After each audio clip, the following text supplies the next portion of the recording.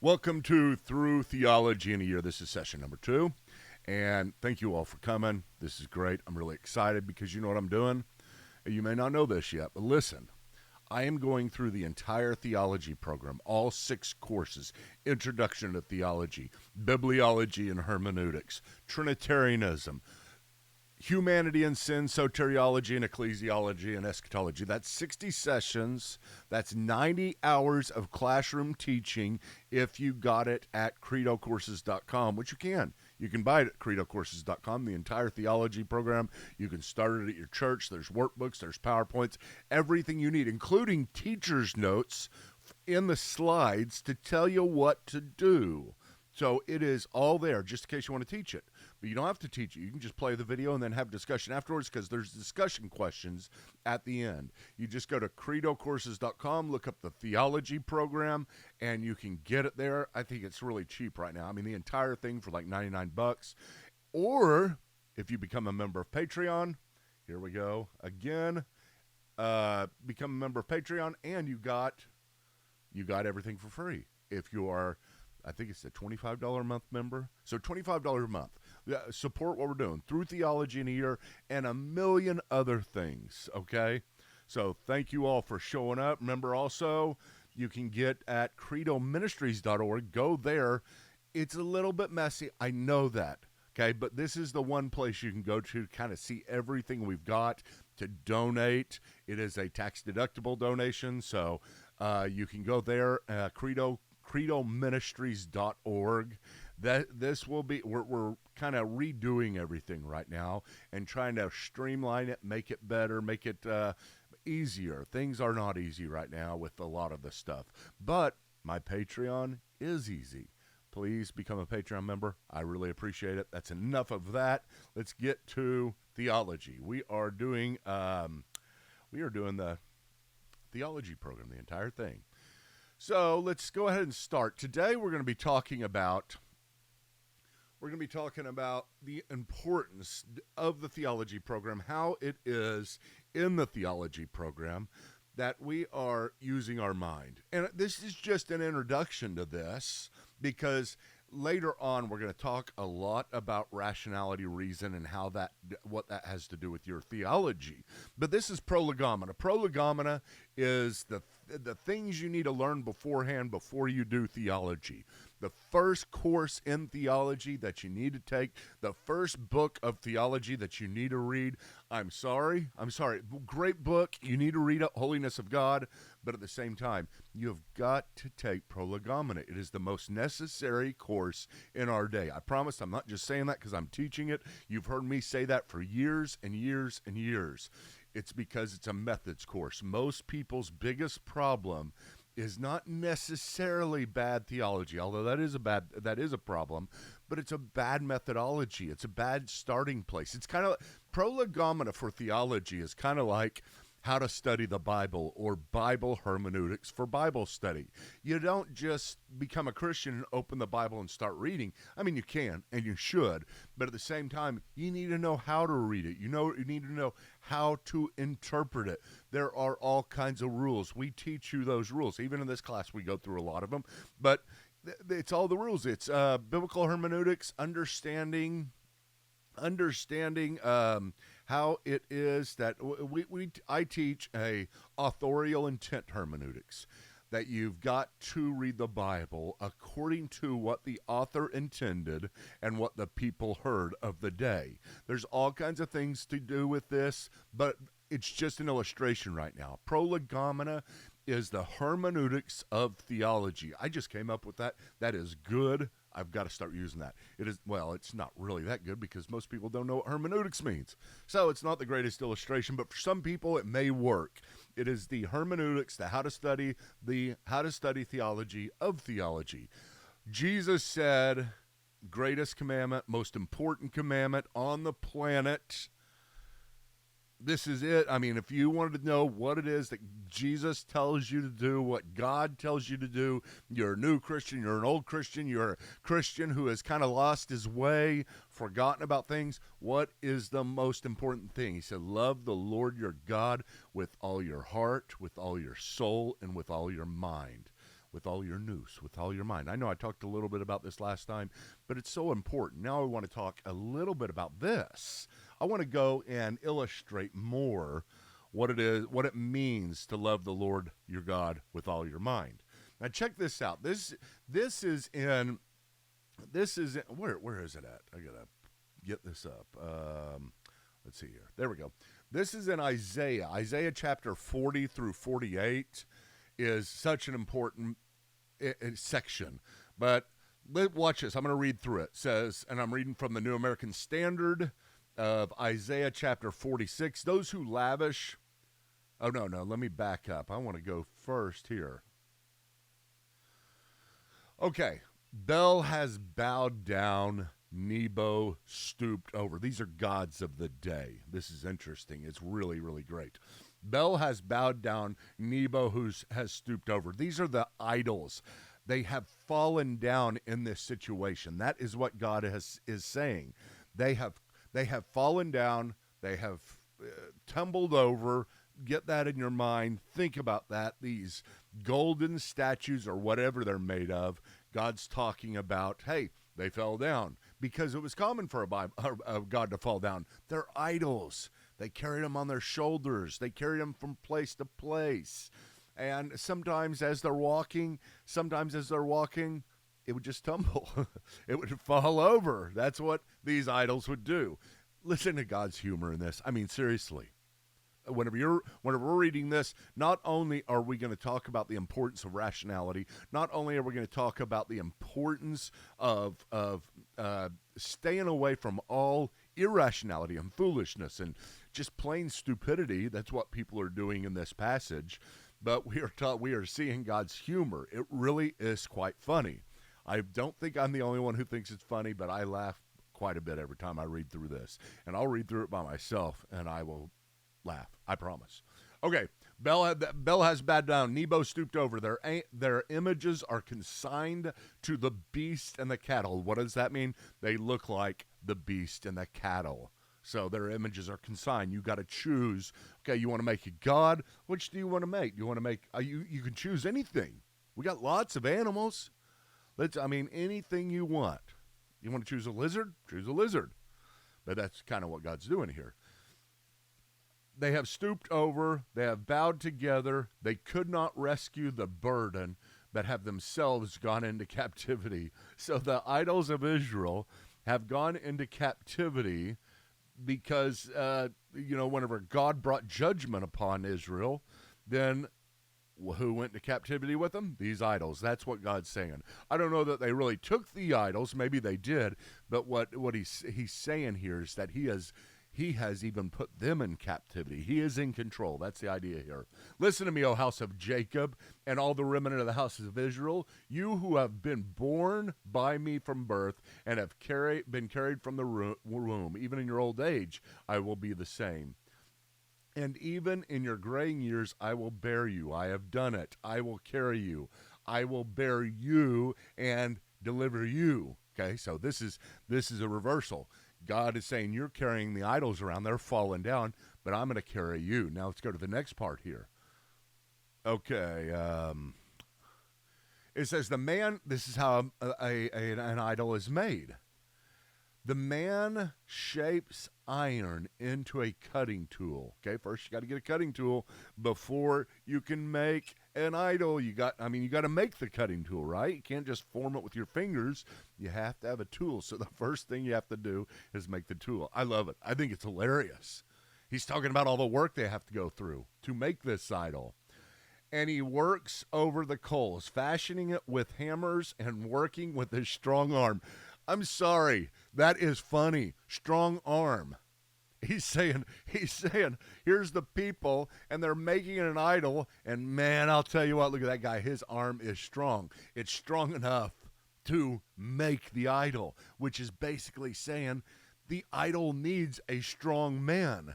But the man isn't that strong. That's kind of what God is saying. God is looking at this as a very ironic situation. His strong arm is making this idol. He also gets hungry and fails in strength. I'm sorry, is that not funny? He gets hungry and he fails. As he's making the idol, he stops and he says, you know what? I can't do any more of this idol business. I can't do any more of this idol making business until I get a bowl of Frosted Flakes. It is, I mean, he's got to re-energize himself. And that's irony. He fails in strength. He drinks no water and becomes weary. It's just there. Okay.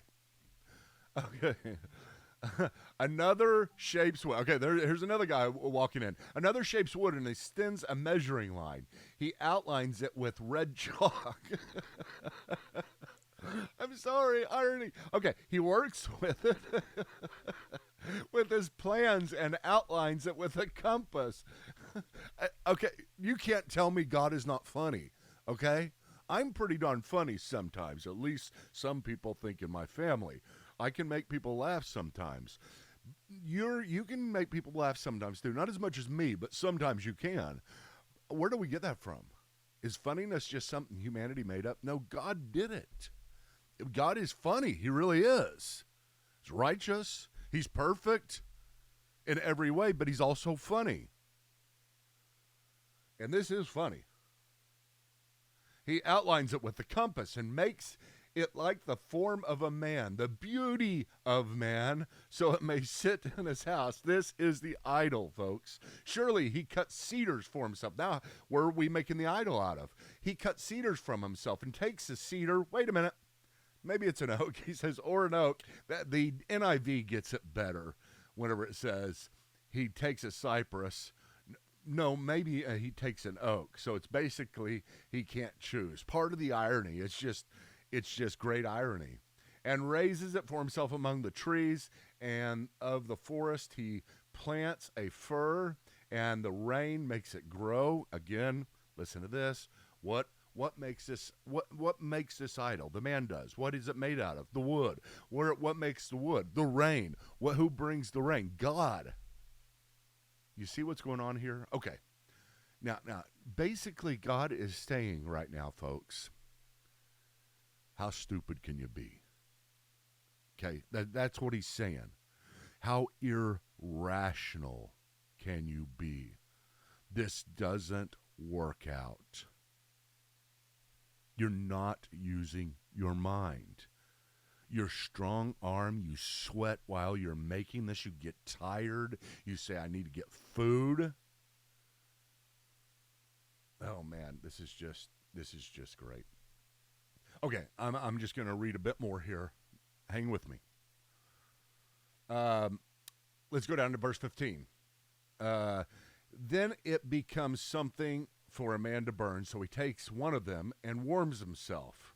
Okay, so this is the wood. He cuts the wood and he makes something to burn so that because he's getting cold. He also makes a fire to bake bread with the wood, the same wood that he's making an idol with. He also makes a god and worships it.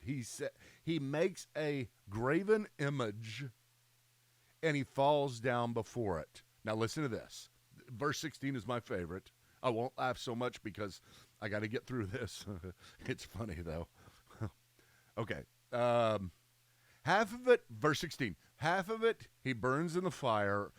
Over this half he eats meat and he roasts it. And he roasts and is he roasts a roast and is satisfied. He also warms himself and says, I am warm. I have seen fire.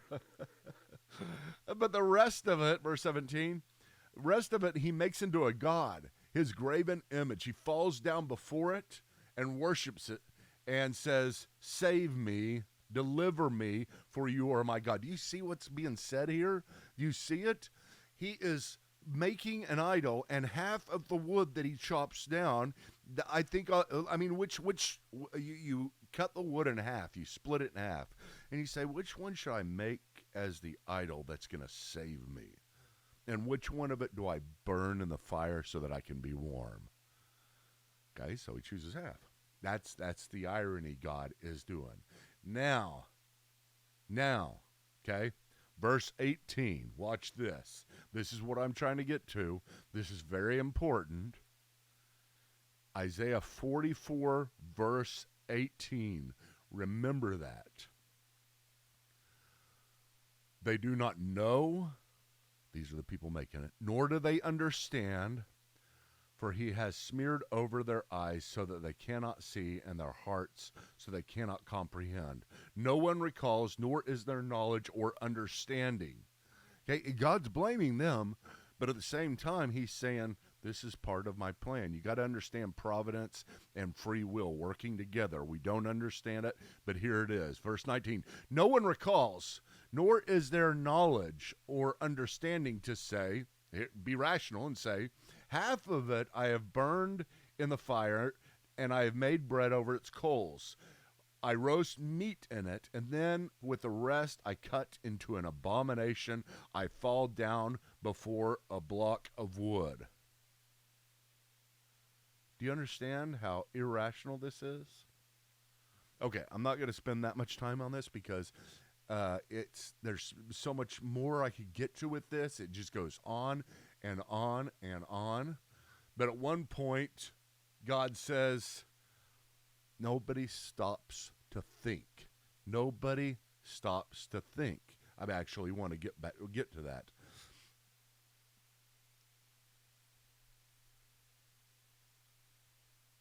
Okay, let's see here.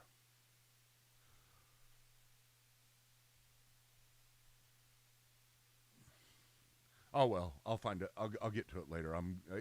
All over Isaiah 40 through 48, it does this. But it says, no one stops to think. No one is stopping in the middle of all this process and using their mind. This comes back to this. The greatest commandment. The first is this. Jesus said unto him, love the Lord your God with all your heart, with all your soul, and with all your mind. This is the entire person. And I'm not trying to neglect heart and soul. We will talk about those later. But what I'm trying to get to is an understanding that God has created our mind and he expects us to use it. We do not jettison all rationality whenever it comes to faith. Faith is not opposed to reason. Faith is what we have because of reason. Rationality pushes us. We do not believe in God in spite of the evidence. We believe in God because of the evidence. We do not take a blind leap into the dark, a terrible notion of faith that arose during the Second Great Awakening. And Kant had something to do with it as well. I don't want to get into that. It's really great. I mean, Kant's noumenal realm and a separation with the phenomenal realm, all of that is when this started. But do you understand that people all the way until the Second Great Awakening, until the 18th, 19th century, whenever it all began to change, nobody defined faith as a blind leap into the dark. Nobody did that. That is a modern conception, and unfortunately, Christians all across the world, all across America, all across the Western rational world have bought into it. Faith is a blind leap into the dark. And let me tell you something.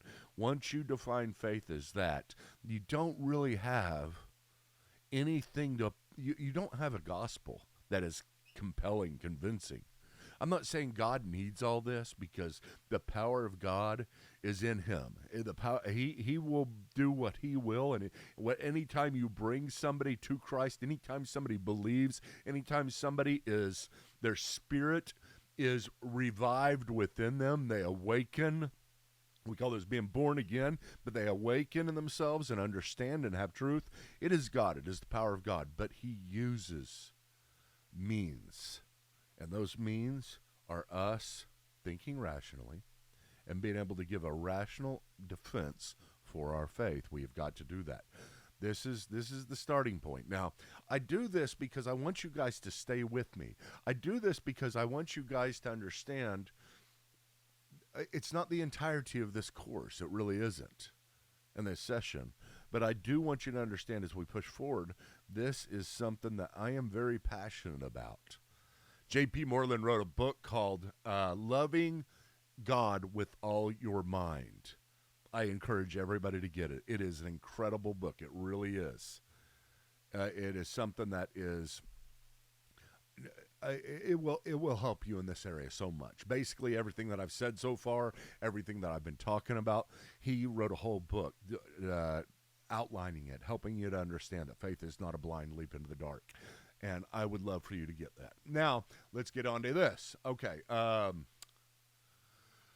Let's see here. I am going to go and talk about who you are, okay? Those of you who have taken the theology program, you may like this. This is fun. I like this part. This is something I haven't changed because it is still the same. These are still the type of people who I have taught for 25 years, as I have taught this particular course well over 100 times. And this is what I see, who you are and why you are here, why you are listening to this. You are practical Priscilla. You are a person who has never seen the practicality in deep theological study, and you are here to see if we can change your mind. See if I can change your mind. I hope I can. I really do, because I think, practical Priscilla, you have kind of bought into the Kantian separation of faith from reason. And I've got to change your mind. I've got to change your mind about that first, because this is practical. It is life-changing. It changes your faith not only in your understanding of it all, but in your realization this is really true. Now, one of the things, practical Priscilla, I am going to do, which is hard for you, excuse me, I got scared Susan too quick, I'm going to do for you, and please listen to me, everybody, okay? Please listen to me. I know what some of you will think when I say this, and I know how some of you think about this because of the way it has been used in our world so much. But my goal is to deconstruct you, okay? And some of you are going, oh my gosh, here's Michael. He is kind of the progressive, emerging liberal. I am the furthest thing from it. But at the same time, I need, as a teacher, to deconstruct you. And what I mean by that, I've got to take you, you got to help me. I can't do it without you, but we're going to take your faith apart and put it back together. And as we take it apart, it's going to hurt. Remember last time I talked about how important it is to start with the assumption that you might be wrong. That is part of the deconstructing. Now, the difference is, let's take deconstructing your faith, practical Priscilla, as something where you are taking off in an airplane. And we're going to fly around and get a perspective of everything. You've been living in a certain place, and I want you to see everything. I want you to see all the options. Now, the difference in me and many people out there, there's many people out there that will talk about deconstructing your faith and the necessity of it and the freedom that comes with it for some people. For some people, it's so freeing because now they have jettisoned all the conservative Christianity, and now they're open to just kind of every religion out there, and that we've got to be open in all of our morals and rethink everything. Whenever they say rethink, whenever they say deconstruct, they mean get up in the plane and never land. Okay? Get up in the plane and never land. Now, I'm going to take you up in a plane, and I want you to see everything. But my goal after that is to land you. We will land somewhere. And you, maybe it's not the best illustration, but at the same time, I will put you back together. I will deconstruct you. Me and you together. Me, you, and God. Me, you, and the Holy Spirit. We're going to put you back together in the end. I promise. That's my goal. And you may get deconstructed, practical Priscilla, and you have all these beliefs and get reconstructed and have all the exact same beliefs. Or some of them may change. Some of them may tweak. Even the most foundational, you have to consider might be wrong in order to strengthen in that foundational one. Okay, we're running out of time. Okay, Scared Susan, big words scare you. You don't really think that you are smart enough to be here. You are here this time, but you may not be here the next. Listen, folks, I don't use big words just to use big words. I promise I don't. And no theologian who's worth his salt does that. We have a vocabulary set. It's just like in any other industry. You get a new job and you're going to learn new terms. If you are a computer programmer, there's all kinds of words that you'll learn, that you need to learn. You don't stop and say, nah, just give me it in an easier way. Give me it to me some way. Don't use those big words. Why not? Why can't I use prolegomena? Why can't I use Kantian noumena and phenomenal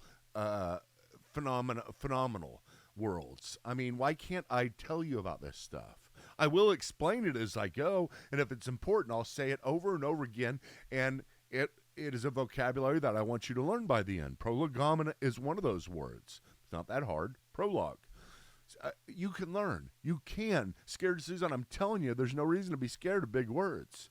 You learn big words growing up, and sometimes we think once we turn 18, it's over. Cut off. I can't learn anything else. I should not. I am 18. I've gotten out of school, and every word that I have learned, my entire vocabulary is set. Why? The mind works off of vocabulary. It does. Try to think without using words. You can't. And I'm telling you, some of these words we're going to learn, some of these concepts we're going to learn are the greatest concepts in the world, and therefore the greatest words to be going on in your mind. Whenever I teach you later on about the simplicity of God, or the aseity of God, I think that word, and those are some of the greatest attributes there is. And I love that word, and you will too, I promise. Scared Susan, don't worry about it, okay? Know-it-all Nick, I like know-it-all Nick too, I do. Okay? A lot of us were know-it-all Nicks. I was a know-it-all Nick, I really was. You already know everything, and you're just here to see if we do and pick up where we leave off, or where I leave off in this case. So basically, you're like, man, I got it all. I'm checking, I'm just kind of tweaking my own stuff, and I'm keeping it together. Listen, know-it-all Nick, please, please, please start with the assumption that you are not a know-it-all, okay? Otherwise, this isn't going to do you any good. It really isn't.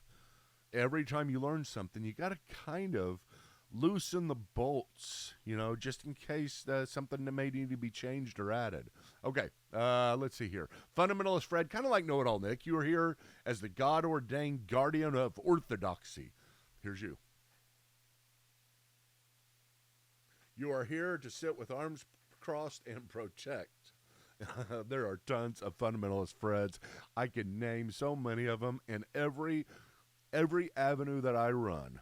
And tell you the truth, they're not that much fun. Fundamentalist Fred's probably the least fun person I know, because he's just there to kind of straighten everybody else out. I saw a website the other day, and it was just, it was a social media account, and the tagline was, if you're reading this, you need to stop and go read your Bible. It was the tagline. Okay? I mean, give me a break. That's the type of stuff that we don't need to be. We don't need to be. We wait for openness. We work within a world that is all God's. So the introduction of yourself and the description of yourself, this is part of what we are supposed to do as Christians. We're not just supposed to tell everybody to read our Bible and turn around and say, hey, why are we talking right now? We should be reading our Bible. Well, while she was writing that, maybe she should have been reading her Bible, because she would find out that she should not have been writing that. Some people I'll write stuff sometimes, and people comment, because I write a lot on Patreon, on my social media, on my blog at credohouse.org, and sometimes people jump in and say, why are you talking about this? You should just be talking about the gospel. I am busy, going across the world sharing the gospel. What are you doing? I'm teaching theology. I'm strengthening your faith so you can do this, so you can be more excited, so that what you transfer to other people is more and not only attainable because you explain it well and you know it well, but also more defensible, more beautiful in every single way. Oh, want an answer, Will. My son's name is Will. I wrote this before, and so Will, if you're watching this, I wasn't talking about you. Okay, I wasn't. You're know-it-all, Will. I'm sorry, I was just kidding. Okay, want an answer, Will. You have a lot of questions. You are here not to do theology in community, but to write theology down with pen and paper. This is the type of person who just writes everything down, and he doesn't stop and think about it. It's just he loves new words, and he loves to write them down so that he can put them in the front part of his mind, and they never go to the back part, which integrates and pulls everything together, and all the neurons connecting. You're trying to figure out how it relates to this and that. All it relates to you, what an answer, Will, is the piece of paper. Put down the piece of paper. I don't want you're the type that doesn't need a piece of paper. It's fine for other people, but not for you, because you need to stop and think and really think deeply about this. Traditionalist Terry, you want to learn, but your traditions and your preconceived notions bind you. You are here to have your traditions confirmed to be true. I'm not here to confirm your traditions, Terry, even if they're my traditions. I'm not here to confirm prejudice. Traditional backgrounds can prevent learning so much. Start with the assumption that your traditions might be wrong. Confrontational Carl, you are a believer in Christ. You're not a believer in Christ or the Bible. You have no intention of becoming one. You are here to argue. Well, I've had a lot of those in the past. It's fewer because the people that usually hang around my circles. I'd love for more confrontationalist Carl. I need to get where confrontationalist Carl is more often. But I want, if you're a confrontationalist Carl, come on, bring it on. Bring it on. Hey, bring it on. But as long as you're willing to admit you might be wrong, then we're good. Let's go.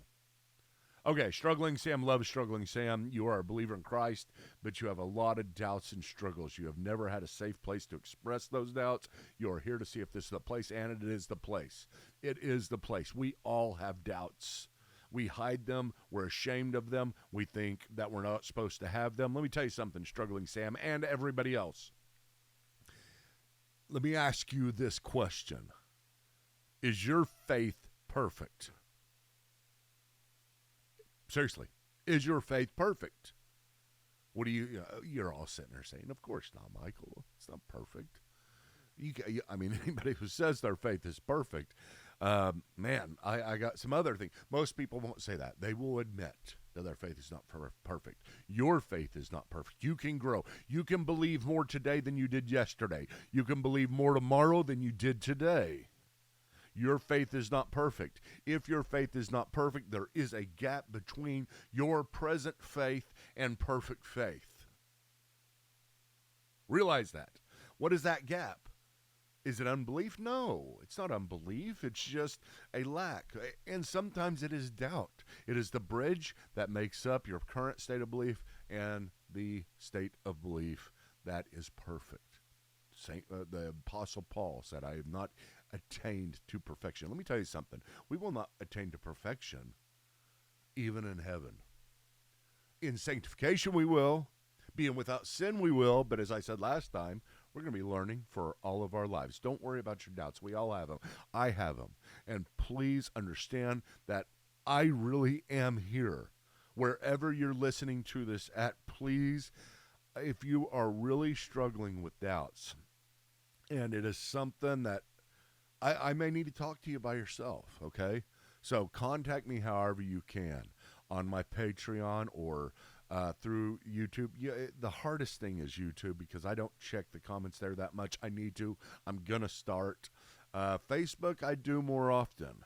I check the comments there. If you send me a private message, if you are on Facebook, if you're on Patreon, like I said, just try to get a hold of me through one of those venues, and you can. We'll figure this out because I will help you. I will. One-on-one, I will help you. I know that I may get backlogged on some of this stuff, but right now at this moment. I don't know when you're listening to this. Maybe it's 10 years from now. Maybe I can't help you now because I'm no longer around, or I've got too many people I'm helping, or something like that. But just that there are people to help you. Struggling Sam. Curious Carla, you're not really sure why you are here, but you're excited to find out. This is in my classroom. Some people take my class and it's just like, hey, it sounds like a good class. Introduction to Theology, Prolegomena. Let's see what it is. And I'm excited about Curious Carla. Okay, so that is it. Oh man, I forgot to put I had myself up the whole time rather than this. There's Curious Carla. There's Struggling Sam. Anyway, folks, listen, again, we're out of time, but I'm so excited you guys came. I really am. I want you to keep on coming back every day. We're going to try. Right now we're doing this, and we may tweak the time a little bit, but right now we're doing it every day at 10 Central on all of these platforms. And please, go to YouTube, watch it every single time. Subscribe to YouTube, subscribe to Facebook, subscribe to Twitter. Wherever you're watching this at, subscribe. Wherever you listen to things most at, subscribe. If this is on iTunes or on Spotify or any other place, subscribe. That's what I need you to do. It's important because that kind of pushes it. And tell other people about this. Tell other people about what we're doing. This is a full year through theology. J. Vernon McGee did through the Bible in a year. I'm doing through theology in a year. So that's going to be exciting. Once again, folks, let's see here. Once again, credohouseministries.org. If you can donate, that would be great. If you can't, don't even think about it. And Patreon, you can become a patron member and support us for $3. $3 a month. That's it. You can support what's going on here, and this is not the only thing going on.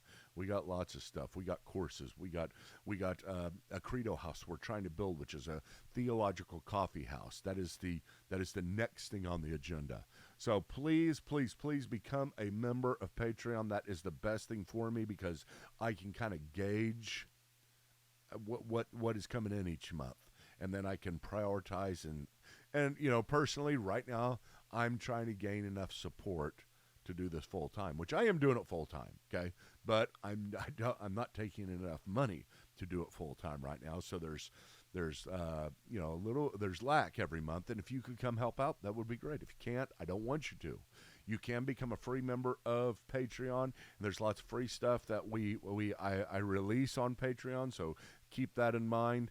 Again, thank you all for coming. I really appreciate it. I can't wait to see you on a daily basis at 10 o'clock through Theology in a Year. We will see you next time.